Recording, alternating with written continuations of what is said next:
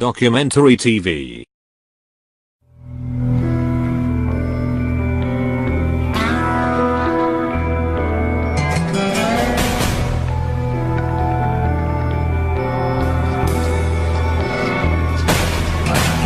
Wabash Valley Prison in Indiana contains a super maximum security unit.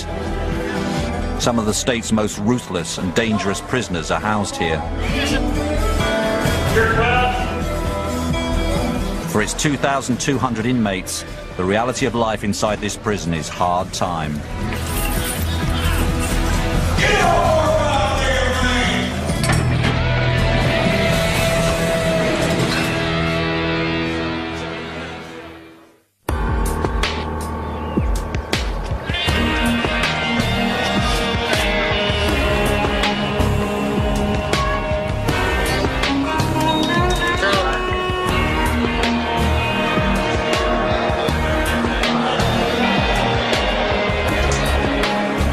Drugs are a major problem in many American prisons, and Wabash Valley is no exception.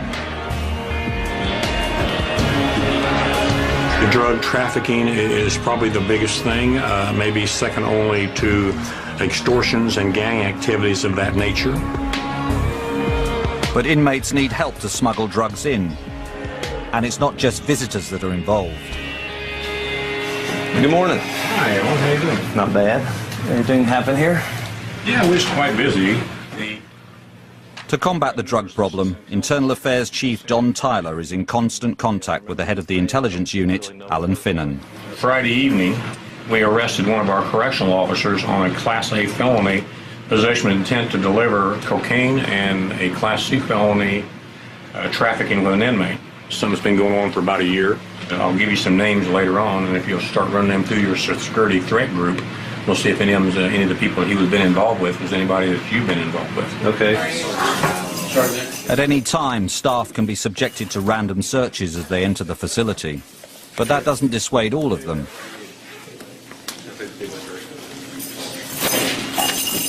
They will smash marijuana in a plastic bag and put it in their socks, in their shoes. They will tape it to their upper thigh area, very close, very tight areas in which sometimes searches aren't conducted as they should be done. They have been found to have placed marijuana and such in Coke cans and soft drink cans. The top has been broken off, the contents has been emptied out, and the controlled substances, marijuana and such, have been placed inside the cans. We've had it in sandwich bags and even between slices of bread. And it's not just internal security measures that are used to stop the drug flow. The Internal Affairs Unit also works closely with the Indiana State Police when they have a target in their sights. Tyler, may I help you? You got both VPs open? Oh, shit.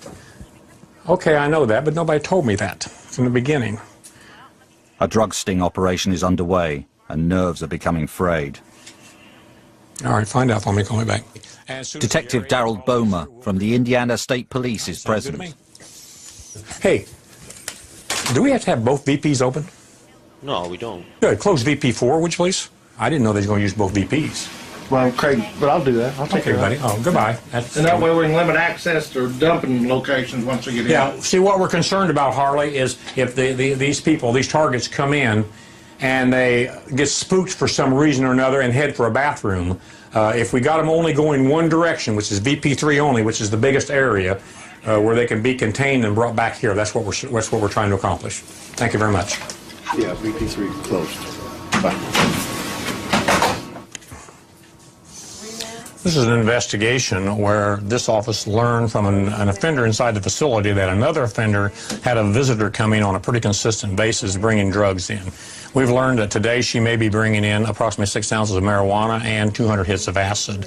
We've obtained a search warrant, and upon her arrival here, we're going to have the Indiana State Police assist us search this subject.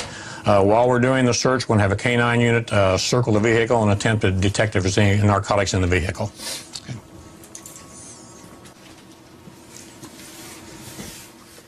Hey, bud, how you doing? Pretty good, pretty good. Detective Gary Hoskins completes the search team. So far, after getting the search warrant yesterday, I appreciate your help on that. We've got some key personnel stationed at the facility. Have a female officer out at Gate 1 that can identify this lady. We've got a female officer at the visiting process that can identify her. When they get here, they're going to let me know she's coming through the gate. I want to see where she parks. I'm going to notify the K-9 unit. He's going to come through and head for the car. Then we was going to get up and walk in there. I would like very much for them to sign in with an intent to get into this place, not just coming along to visit. That's good. Once they're signing in with the intent, then I was going to walk up to them and tell them, you know, I'm Don Tyler, Internal Affairs. This is Investigator Hoskins, Indiana State Police. We would like to speak with you for a moment. You take it with your search warrant from that point. Him and I'll take the other two and bring them back up here. Is that okay with you?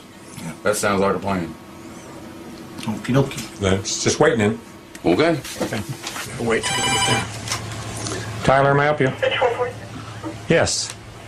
Okay, and is she driving? The silver Saab. Okay. 86, 81. The southeast parking lot. Okay, they're inside. They're on the lot. No, I got it. Thank you much. There's a green gal in a green coat walking in. She's parked over about the 5th or 6th row. I want her to be able to sign that book.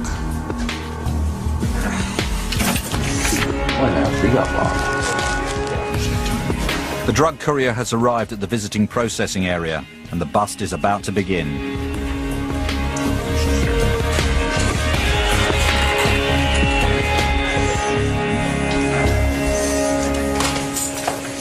Hi, Mary. Mary Goodall. Yeah. My name's Don Tyler. I'm Internal Affairs. This is Investigator Gary Hoskins with the Indiana State Police. He'd like to speak to you. Sure. Okay, you want to come over here for just a second? Issued by the Sullivan Circuit Court is a search warrant. You are authorized and ordered in the name of the state of Indiana with the necessary and proper assistance to search the person of Mary. How do you pronounce your last name? Gerardo. Gerardo, white female. Is that your social security number? Yeah. And your date of birth? This is your copy. Okay? And over here I have a female police officer with the state police. Fine. And you need to go with her.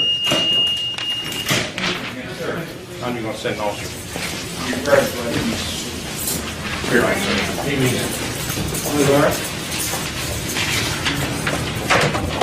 And now she's with the state police officer and a female officer from the Department of Corrections. They're going to conduct a search of her person for illegal controlled substances.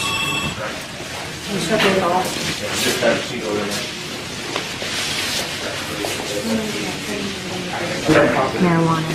Tobacco. That is marijuana. She said her doing is marijuana and tobacco. You just They're switching the prescription, and that way you won't be in there. You keep an eye on them.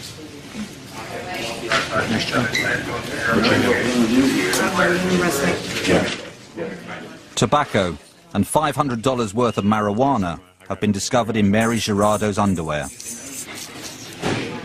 There's supposed to be money hidden inside this picture. And when you sign this in down the bottom, 2 people have to count it.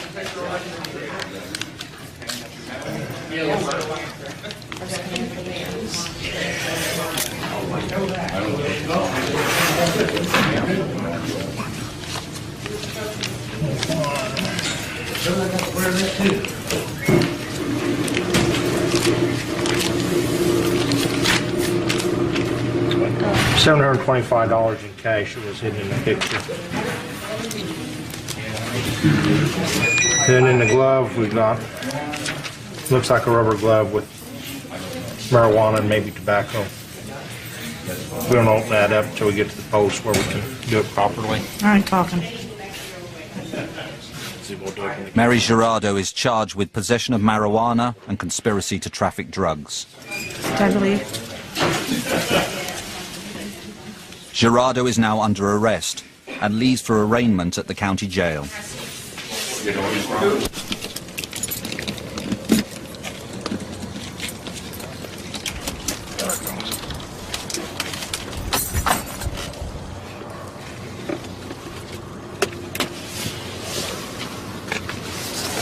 We've got some joints already rolled up, some roaches, some burned marijuana, and some loose marijuana in there, plus some smoking papers. Troy, do you have an evidence bag? She's looking at felony possession of marijuana, and there's also, I believe, a Class C felony if we can prove the trafficking, the intent to traffic.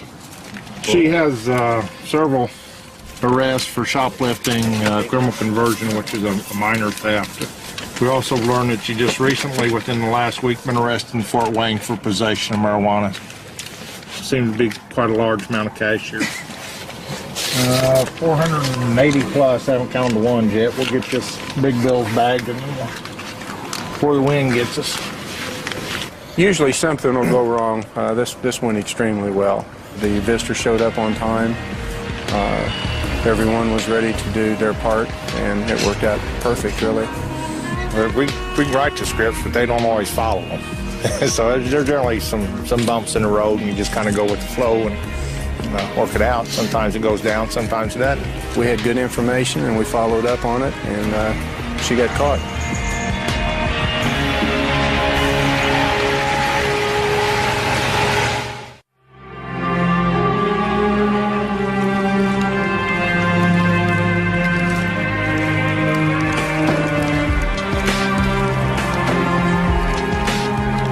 In every prison, there are some offenders whose criminal acts are associated with mental illness. In the past, these people may have been committed to mental institutions. But in Indiana, as more and more of these facilities close, prisons like Wabash Valley are having to accommodate increasing numbers of mentally ill inmates. These prisoners are housed in a special psych unit, K House.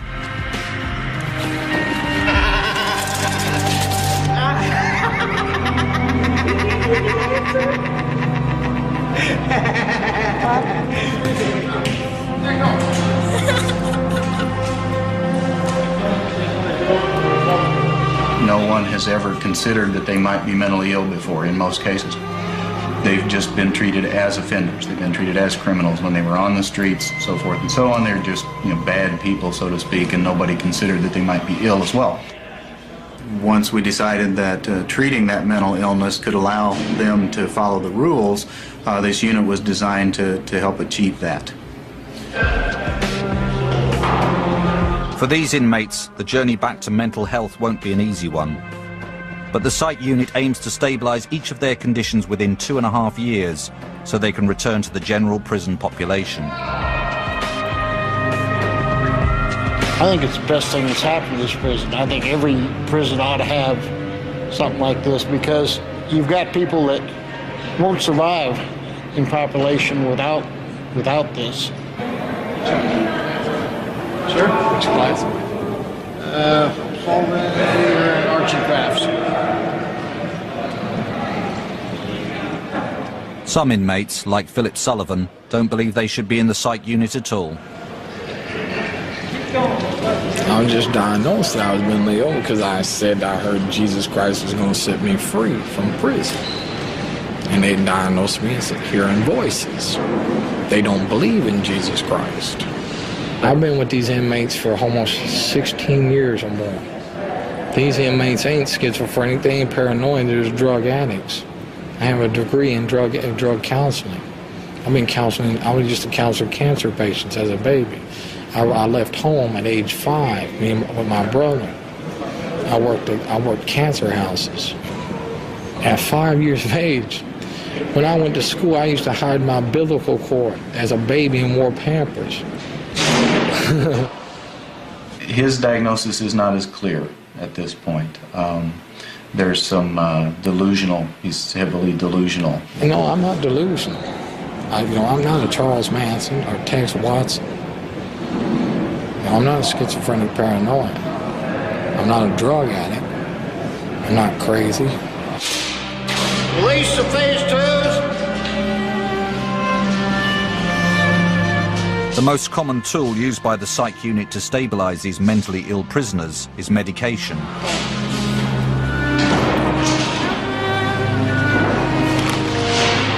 303. The inmates are given psychotropic drugs 4 times a day to treat their specific illnesses.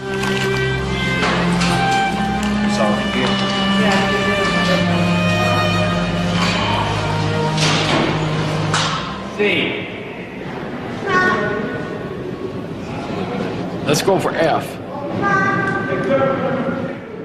Many of the prisoners in the unit are not only mentally ill, but also illiterate. Therapist Sharon Adams tutors them with sight games like Hangman to develop their vocabularies. Well, see here, I get a, I. Not. Is there a B in there? This group's reading ability is at a preschool level. Give me, A, B, C,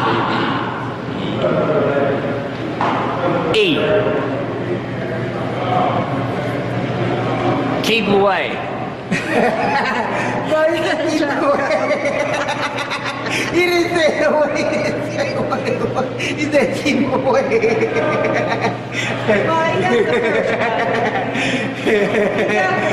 That works. Oh, okay. O-M-T. Philip Sullivan is the only prisoner in this class who is refusing to take his medication.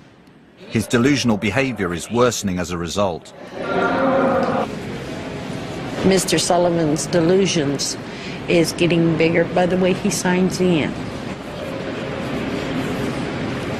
He will sign in delusional, Disciple Sullivan. He will sign himself, the light, and then saying he's turning into Jesus Christ. He's been there before more than once. He thinks he's Jesus Christ. I suppose somebody could call me a prophet if they wanted to. Delusions are a classic symptom of schizophrenia, the most commonly diagnosed mental illness in the psych unit. It's a disease that has both positive and negative symptoms. The positive symptoms are the ones that people are more aware of in general. Hallucinations, delusions, generally disordered types of thinking. The negative symptoms are flat affect and withdrawal and just an isolation kind of approach.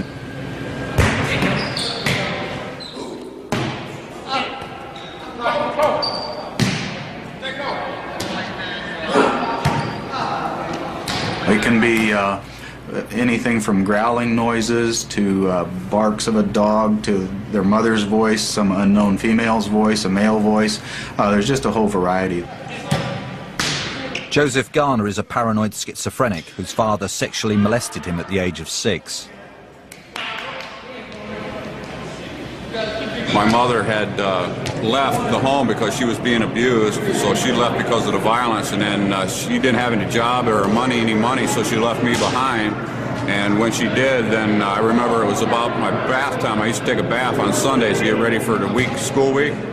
And he come in there and hopped in the tub with me, and he scooted me up closer to him behind, and then I didn't like that too much, so he scooted, put me in front, and then he would start scooting up on me, and I said no. I hollered that real quick because I used to call it doing the nasty, is all I knew as a 6-year-old kid.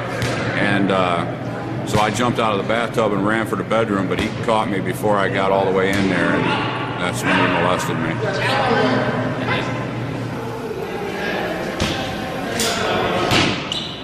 Joseph Garner suppressed this terrible memory for 30 years, until one day he exploded. I slit his throat, that's how I killed him, and then I ate part of his brain.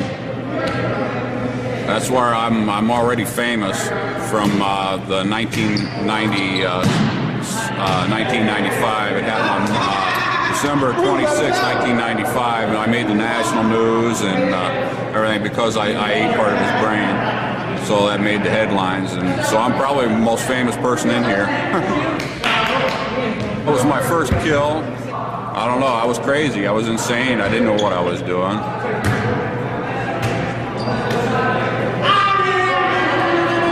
Have a good one.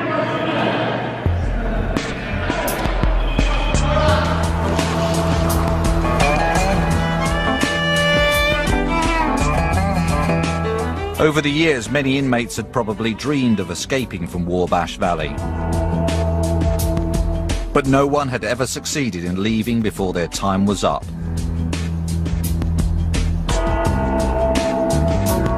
No one until Randy Collins. I'm only here because as a superintendent, said that he was afraid of my mind, not so much that I was going to physically assault anyone, or that he didn't know what my next idea might be.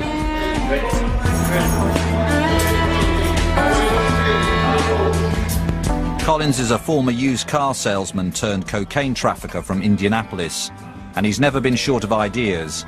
Ideas that have so tested the administration of the prison that he's been placed in the Secured Housing Unit, or SHU.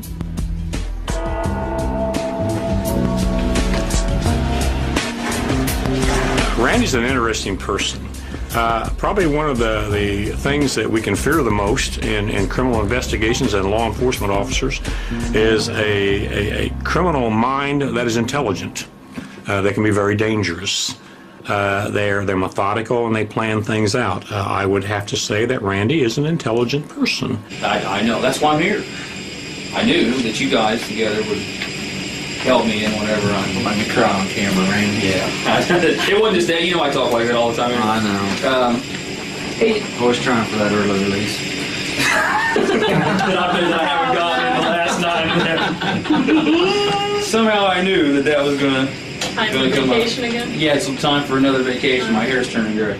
There wasn't anybody else. Randy's a regular at the weekly grievance hearings in the SHU. He likes to work the room. Try to see if I can't work out some kind of maybe a detail job later on. I know there's one open on the next range over. I wonder if they've got anybody to take care of. One. I know. Yeah.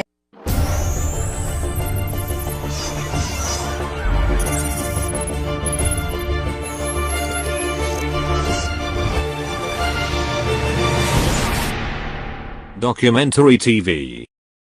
Until I got that untimely postal. You had that postal job, yeah, part-time postal job. Yeah, so you know, but I The part-time postal job that Randy was running from his cell was fairly lucrative, until Internal Affairs Chief Don Tyler got on his trail. Yes, Randy is always looking for a way to circumvent the system. He's always looking for a way to make his life much more comfortable here. And he discovered a way of having stamps sent in to him, and he was able to get a large quantity of stamps. And if you'll think about it, stamps could be like currency. Stamps or have a value to it. You know, I don't want any more trouble. I just want to slide out, go home, mind my own business, and that's what I've been doing for the last, except for having too many stamps, that's what I've been doing for the last few years. You guys take it easy. Did you ever tell him how many stamps you actually had? No, I don't. $600 worth of stamps. He recognizes the fact that he can't have them, and we're not going to let him have them. Part of Randy Collins's problem is his neighbours. He doesn't find their company challenging enough.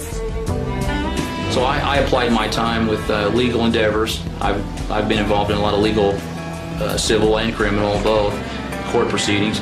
I've achieved an associate's degree in business admin. I've got a paralegal certification. I've got over 600 certificates of completions of Bible studies, emergency management, anger control, substance abuse. Basically, there's nothing left for me to do. Now I'm really bored. When Randy Collins gets bored, he starts thinking. Eventually, he managed to think his way out of prison. Randy was able to facilitate his release by some of the shortcomings that we had in our communications between the courts and our paperwork here. We're all human. We can all make mistakes.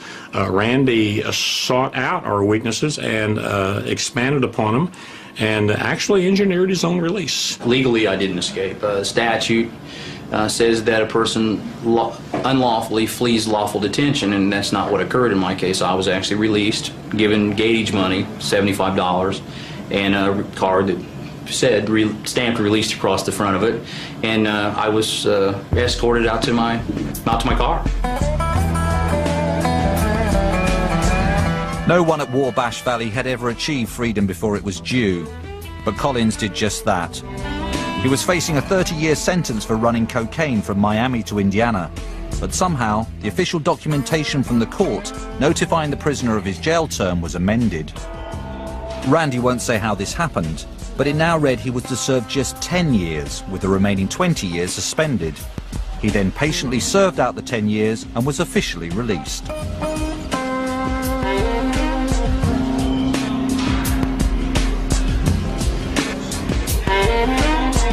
What he was able to do was resubmit a sentence document in his packet, which we followed up on and did in fact release him.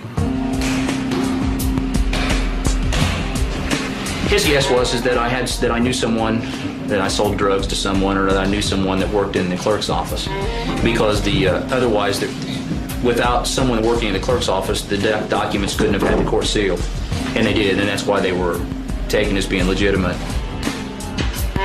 Randy Collins denies that he had a plant in the court, and no one's ever proved that he did. But even Randy can't think of another way the scam could have worked. No, I can't.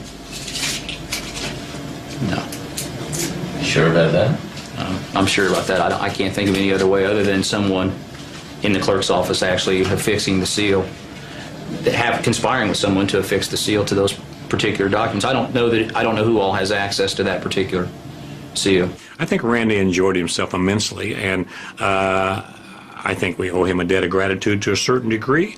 He's heightened our alertness to this sort of thing, and we're going to see to it that it don't happen again. Several hours after I was released, I was on a plane to Las Vegas. My wife and I were married the very next day. We stayed out there for 4 days and came back and went to a Reba McEntire concert, actually, after my arrival back to Indianapolis.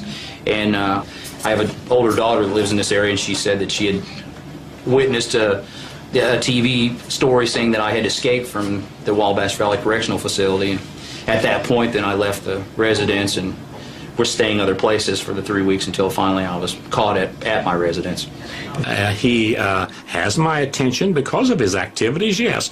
But do I consider him getting under my skin? No, he makes my job very interesting, and he makes it very challenging.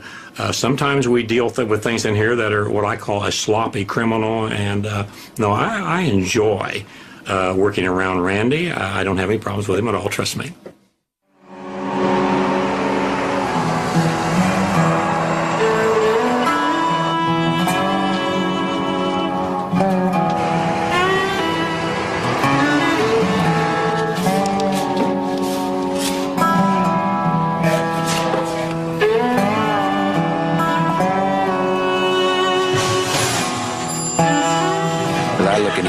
I'm sitting in here and see what some people went through, and I think to myself, why did I blow what I had? Because I had everything. Why did I blow? Look what they went through. What would I have done if I were in their shoes? I never thought that before. Now I think that. So I mean, it's just amazing some of the backgrounds that some people come from. I can understand why they committed some crimes. I can't understand why I did myself. Brad Catt has fallen a long way from the very public stage he once strode as a county prosecutor in Indiana.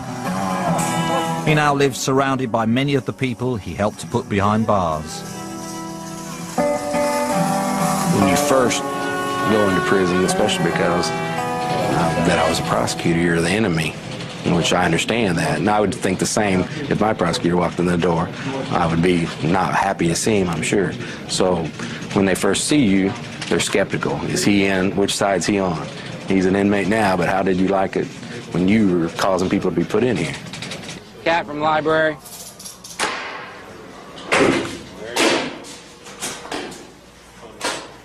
Brad Catt's life in prison is a world away from the jet-setting lifestyle he once enjoyed. Gone are the high-rolling jaunts to Las Vegas and the Caribbean. But he has also lost the respect of his community and his profession. He's checking the books that I'm bringing in to make sure nothing's in it, and now they have to search me in the holding cell again. The former county prosecutor's life was changed forever when he was sentenced in 1996 to 30 years imprisonment on multiple counts of forgery and theft.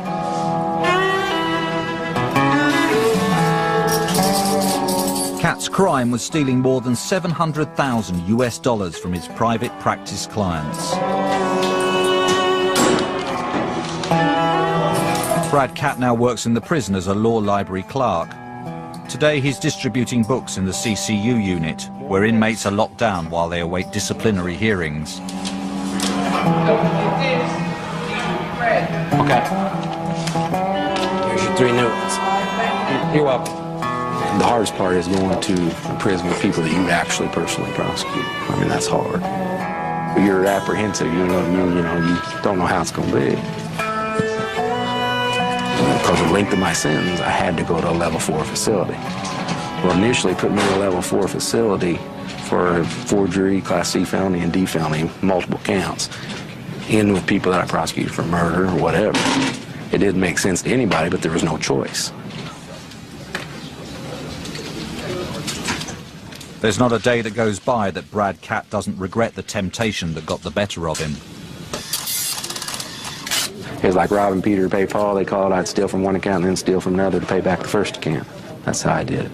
And it just snowballed. I got to the point where I said enough's enough, and I just stopped doing it and planned on that was it. And that was it. The former county prosecutor has been on a turbulent emotional journey as he's confronted the shame he feels about his crimes. My bad period was when I was getting arrested. But after I got that over with, it was a relief to me that that part was finally over. All the concealment, because my crime involved concealing it, all the concealment, all the lies that I had to conceal it for like a 3 or 4 year period. So after I got arrested and got this part started, I didn't have the depression periods that a lot of people have. Mine was before. Mine was before I got arrested. And I tried to, kill myself in a car wreck, but that was the worst part. Society may have turned its back on Brad Catt, but his family hasn't. Why don't you have a seat in the second row, the third table back? Here, try to eat some kids. Go ahead. I had tremendous support from my family and a group of friends that stuck by me the whole time. I have probably average of 3 visits a week at least, more on holidays. So I have a lot of visits. Tonight's my mother. She never has missed since I've been in for 3 years now, even in federal prison when I was in Ashton, Kentucky, which is real far away. She never misses. She always brings different people with her, so I never know who exactly is going to be with her, but she always comes. Visiting time is the most important part of Brad Catt's week, and the closest he ever comes to contact with the outside world. Yeah, I hear her. She's singing. Well, Kayla, it's her teeth. Braces. Oh, got them off. Good. I'm still going to eat. Okay, you ready? You want to eat now? We have to eat before we do anything else. One of the best parts about visiting room is the food. Chicken wings? Yep.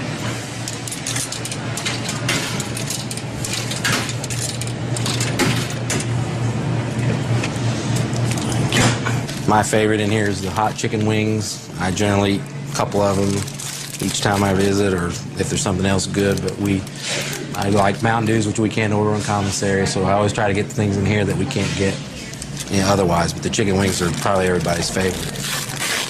We're not allowed to handle the money, but we can handle the food, so your visitor has to handle the money, get the items for you, and then we can cook them ourselves. So they know if I don't come and get something to eat right when I get here, something's wrong. Anything that messes with your visit, forgetting to call you out, or anything that interferes with that really upsets an inmate. That's one of the prime things in here. Got your favorite? Yeah, my favorite. Brian can't come Sunday. Sunday. Do you want Carly to come ahead on Sunday? To wait till the next. Just want to be sure. Brad Catt has more visits than any other inmate in the prison, and they're his social highlight. They help to maintain his emotional balance. Y'all stuck together. That's what families do here, is stick together. I don't know how y'all feel about that, but if you don't, you're in trouble. Thank you, sir. I think visits should be, primary importance, not just for the inmates, but for the institution itself, because that's what keeps people connected. If they leave with no hope, then it's more likely they're going to be right back here.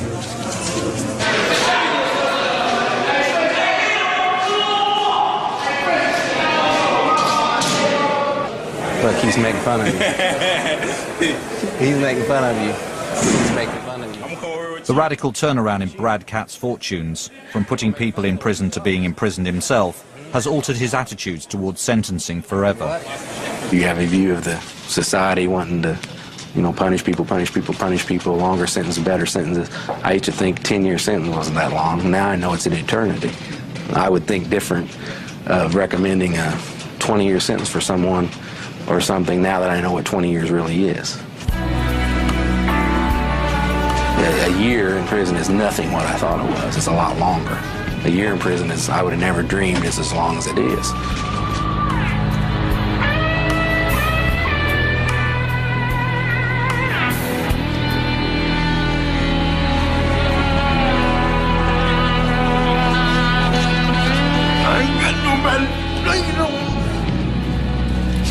Got nobody to lean on. I ain't got nobody, man. I tried, man. I'm just small, I can't carry. Sometimes I want to cut myself. I ain't never told you that. Man, I'm tired, man. It's been a long time since you've done that, too. It's been 13, 14, 8 years. I don't want to do it no more, man. I'm trying to show y'all I can get out of here in peace. Yeah, you've shown us. Double murderer Brian Griggs is a paranoid schizophrenic. He's just one of the 38 mentally disturbed inmates housed in the facility's residential treatment unit, K Block. But my mom, man, she shouldn't do me like this, man. My brother shot his son and killed his son. He blew his neck off. And I shoot 2 people and she hates me. But she don't hate him because he killed his son. She don't hate him. I called her and she cussed me out. Told me to stop calling. Told me to stop calling. She don't want to hear from me no more. Stop writing her. Everybody out there have a party. For most of these folks, their difficulties have been ignored mostly throughout their lives. They've not had anyone consider them, say, as anything other than a criminal. The crimes are largely irrelevant to the reason they were placed on the unit. Their mental illness is the primary criteria. Now, there also is another expectation that they are in need of maximum security confinements. The book is Easy to Read and it's truly amazing. The war inside Brian Griggs' head began when he was just 15 years old. He says he heard voices telling him he was the devil and began mutilating himself. And I was real suicidal. I wanted to die. I just did this when I was 15. Some of these cuts came from like this cut, this cut, and that cut, and that right there I did when I was 15. Diagnosed at 15 as a paranoid schizophrenic, Brian Griggs has been fighting those voices ever since. His illness makes him feel as if there are 2 personalities and 2 voices constantly at war in his head. So I tell the voices, I come back to myself, I say, hey voice, now you listen here to me, I'm talking, this Griggs, I'm talking to Brian is the voice, so you know, Brian is my first name. I got a twin that look like me on the street, and I got a twin in me. That's Brian. Brian is my twin. Griggs is his supposed, you know, someone I got trying to explain the best I can. But Brian be telling Griggs what to do. And Griggs be trying kind of weak. As he battled his demons, Griggs turned to drug trafficking to earn some fast money. This proved to be his downfall when his girlfriend got designs on his money and hired a hitman. She got me whooped when this dude hit me in the jaw. Right here where the cutter is, and I got it in my mouth. Dude hit me in the jaw with a 30 and broke my jaw over because she had paid the student to whoop me. When I came to the house, well, I got my coat on, her mother shot me in the arm with a 22, and it came out on the side, and she shot me in the leg with a 38, and they was taking my money. You know, I had plenty of money. I had like $26,000 in the bank, plus I had 2 cars, I had my own house, paid for my own house, paid for my own cars. A lot of things happened between us. You know, they shot me, and I shot them and cut their head off and put it in the microwave. Griggs was initially placed in solitary confinement in the SHU. But after 2.5 years, his mental problems were recognized. and he was transferred here to the psych unit for intensive treatment. Some people who were in the chute who were highly assaultive and could not be communicated with, they were self-injurious. They've had just remarkable turnarounds. On the right medicine, reteaching the social skills, and doing the psychotherapy and rehab groups with these folks has really given them the chance to turn their lives around in prison. Griggs is now allowed to work in the prison kitchen alongside other prisoners.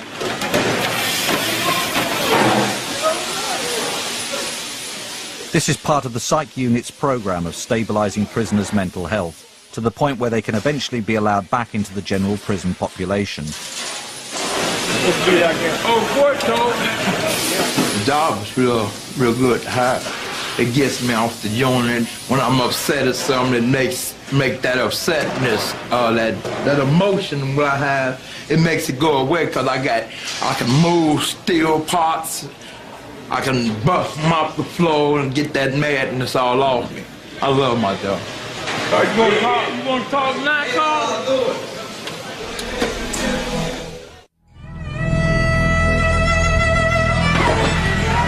Well, it's cold outside, you know. It's cold out there. A crucial figure in Brian Griggs's life is Carl Wigginton. About 20, 25 minutes in that cold out there. You were freezing your ass off, yeah, freezing. You cold. That's your cold. Yeah. That's your, you cold, man. Yeah, I'm cold. All of a sudden, I met Carl. That's all I needed to meet. He told me that he cared. He helped me, he advised me. And I listened to him. And he's a good dude. The dude is real good. I want everybody to know this. He's a real good person. I love him. I love him like a female. I love him like he's a female, and sometimes I'm the female. We versus. He's one and I'm one, cause I go both ways and he go both ways. So we both our relationship based on understanding. We're happy. We're happy. Carl Wigginton is also a murderer. He shot an accomplice when they fell out over a drug deal. Well, it was over some dope deal. When I was on the street, I was doing some dope, and I messed up and got angry with him because he had struck at me, and I went and grabbed my gun out of my leather suede jacket and shot him twice in the head. Catholic bishop's supposed to come and see us, I guess, when we go over to Mass. The bishop comes on Christmas Day. Like Griggs, the voices in Carl's head have a deadly message. Oh, it's like a different voice. It's a total different voice. It's not my voice. You know, it tries to get me to hurt myself, you know, and says, well, you ain't gonna never get out of prison. You ain't gonna never get out of prison, so you might as well just go and kill yourself. That's what they tell me. So I just had to turn the radio on or something, you know, turn the music on or something and block the sounds out of my head, you know, and because it comes through my ears and stuff, so when I put the music on, it blocks it out. 2:20, about time for the goal. Want me to walk you out through the door? Carl Wigginton is sentenced to prison until the year 2053. He says that his relationship with Griggs helps him to cope with this reality. Chad, what's his name? Snag. Hey, Snag. I'll let you tomorrow, man. No, he ain't. I'm here at 6 o'clock. I'm just going to say goodbye to him. I didn't want to be alone. I wanted somebody that I could love and care for, just like I was out on the street. And I found that in prison. It's very, very important relationship. I really love the guy. I really like him. We become friends and lovers, and you know, it kind of made me feel like, you know, I wasn't going to have to do this time alone. Maintaining a relationship behind bars is difficult enough, but when both partners are paranoid schizophrenics, it can create an emotional time bomb that can go off without warning. Yeah, I'll be in about 6 o'clock. I'll be in about 6. We're going to take a shot. Yeah, we're going to take a shot. When somebody's having emotional upheaval, number one thing I do is just listen, give them somebody to talk to. A lot of times, you know, the human brain repairs itself in a lot of cases, and if you just give it a process to go through, you know, that binning process is healing in and of itself, knowing that somebody else is there to listen, who cares, and can lend a supportive ear. This is what Griggs needs at the moment. He's suddenly become paranoid about his relationship with Carl. Y'all. Okay, what's up? Man, God has complicated problems. You know what it's about. I'm hurting. And I'm tired of hurting over this dude. And he wanted space. He wanted space. Opportunity, I'm gonna give him his space. I want to quit that job. I want to go back all the way to phase 1. So once again, you're giving him his opportunity at your expense. Talk me out of it. You talk me out of it. Talk to me, man. And it has nothing to do with the job, does it? No, it ain't got nothing to do with the job with me. It's just me and Carl having a feud right now, and I just don't want to be around him. I want to give him space, man. As long as I'm around him, I'm going to be heartbroken and stuff, and it's okay. He told me that I'm around him 24 hours a day, and he wants his freedom. I just like being around them, man. I don't want nobody over there bothering me. See, they was over there today. They had a knife. They was gonna get in the fight and freezing and stuff. You've been protecting him for a long time. I don't want them carrying them off in the freezer, just raping them or hurting them. So I try to protect him. Well, it's about time you started doing things for Brian, isn't it? Man, I can't, man. I just can't. That's where we gotta go.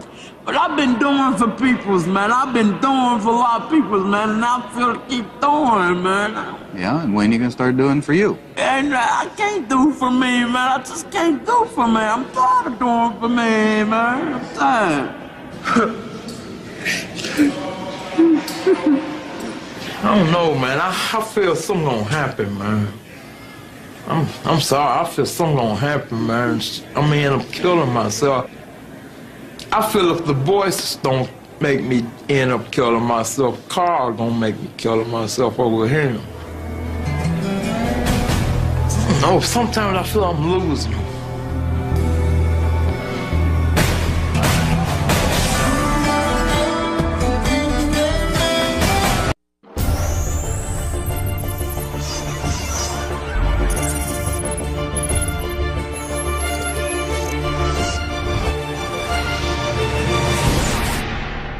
Documentary TV. They will tape it to their upper thigh area, very close, very tight areas in which sometimes searches aren't conducted as they should be done. They have been found to have placed marijuana and such in Coke cans and soft drink cans. The top has been broken off, the contents has been emptied out, and the controlled substances, marijuana and such, have been placed inside the cans. We've had it in sandwich bags and even between slices of bread. And it's not just internal security measures that are used to stop the drug flow. The Internal Affairs Unit also works closely with the Indiana State Police when they have a target in their sights. Tyler, may I help you? You got both VPs open? Oh, shit. Okay, I know that, but nobody told me that from the beginning. A drug sting operation is underway, and nerves are becoming frayed. All right, find out for me, call me back. Detective Darrell Bomer from the Indiana State Police is present. Hey, do we have to have both VPs open? No, we don't. Good, close VP4, would you please? I didn't know they was going to use both VPs. Well, Craig, but I'll do that. I'll take care of buddy. it. Oh, goodbye. And that way we can limit access to dumping locations once we get in. Yeah, see, what we're concerned about, Harley, is if these people, these targets come in and they get spooked for some reason or another and head for a bathroom, if we got them only going one direction, which is VP3 only, which is the biggest area, where they can be contained and brought back here, that's what we're trying to accomplish. Thank you very much. Yeah, VP3 closed. Bye. This is an investigation where this office learned from an offender inside the facility that another offender had a visitor coming on a pretty consistent basis bringing drugs in. We've learned that today she may be bringing in approximately 6 ounces of marijuana and 200 hits of acid. We've obtained a search warrant, and upon her arrival here, we're going to have the Indiana State Police assist us search this subject. While we're doing the search, we're going to have a canine unit circle the vehicle and attempt to detect if there's any narcotics in the vehicle.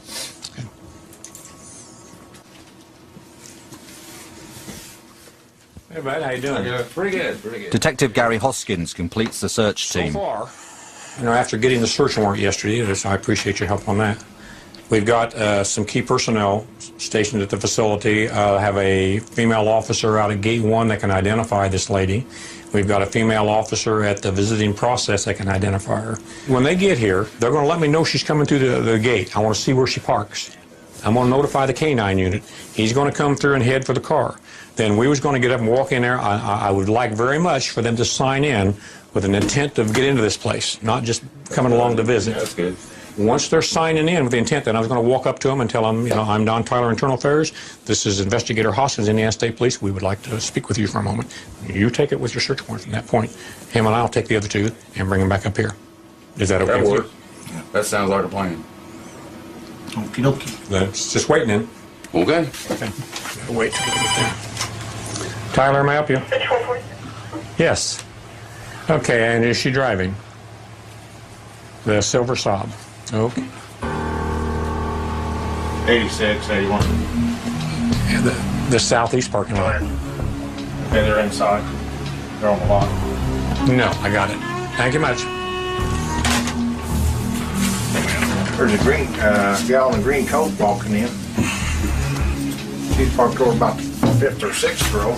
I want her to be able to sign that book.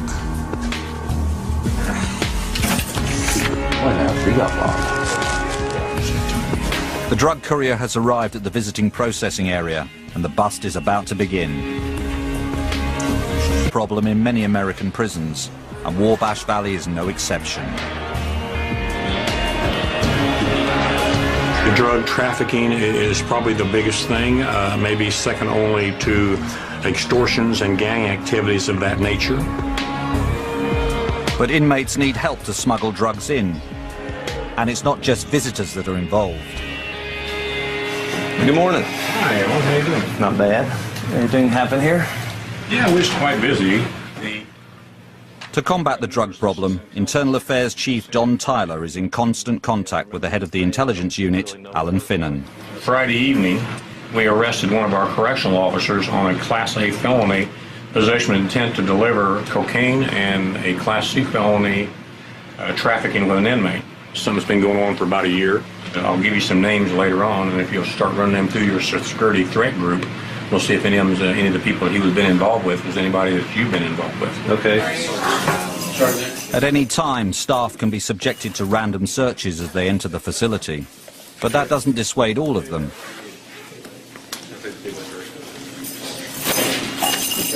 They will smash marijuana in a plastic bag and put it in their socks, in their shoes.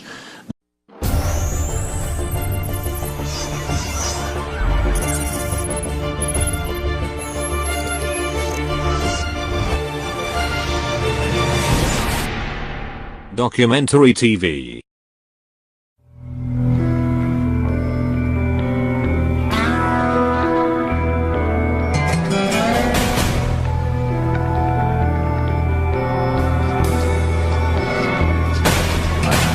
Wabash Valley Prison in Indiana contains a super maximum security unit. Some of the state's most ruthless and dangerous prisoners are housed here. For its 2,200 inmates, the reality of life inside this prison is hard time.